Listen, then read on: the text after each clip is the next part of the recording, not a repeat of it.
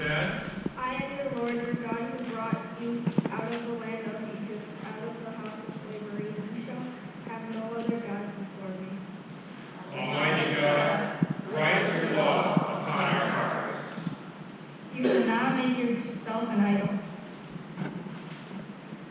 You shall not make the wrong use of the name of the Lord your God. Remember the Sabbath day and keep it holy. Almighty God, write your law upon our hearts. Honor your father and your mother. You shall not murder. You shall not commit adultery. You shall not steal. You shall not bear false witness. You shall not covet anything belonging to your neighbor. Almighty God, write your law upon our hearts.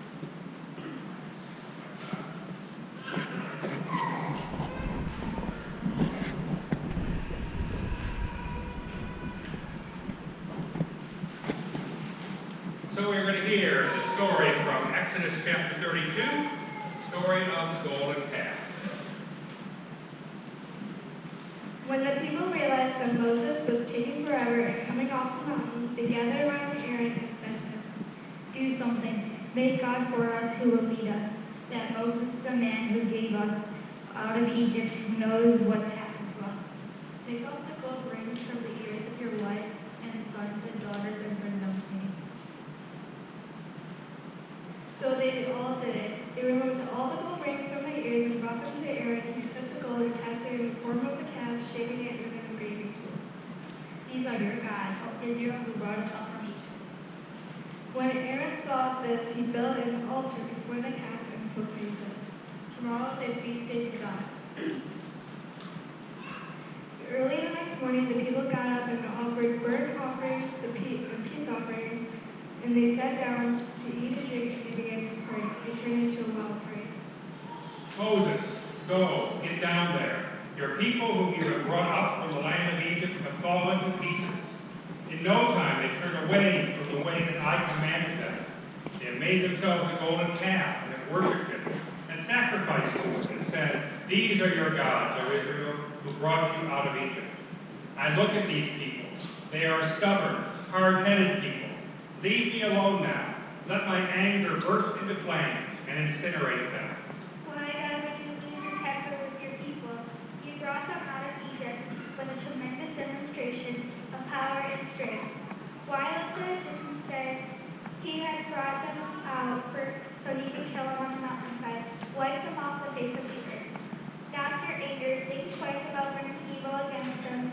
Think of Abraham, Isaac, and Israel, your servants to whom you gave your word, telling them, I will give you as many children, as many as the stars in the sky, and I will give you this land to your children as their land forever. And God did think twice. He decided not to do the evil that he had threatened against his people. Moses came down the mountain carrying 2 tablets of the laws, which God had given him on the mountain. Joshua heard the noise of people and said, There's the song of war in the camp. Those aren't songs of victory. Those aren't songs of defeat. I hear songs of people throwing a party. And that's what it was.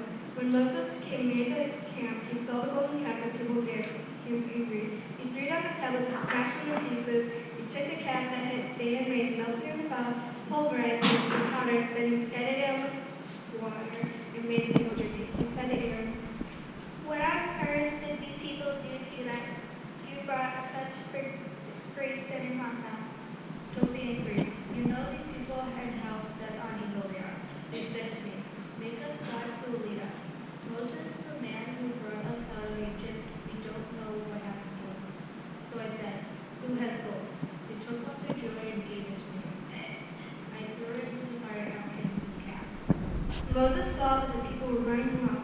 Aaron had let them run around, disgracing themselves before their enemies.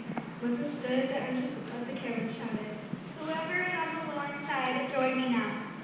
And all the sons of Levi stood and gathered around Moses.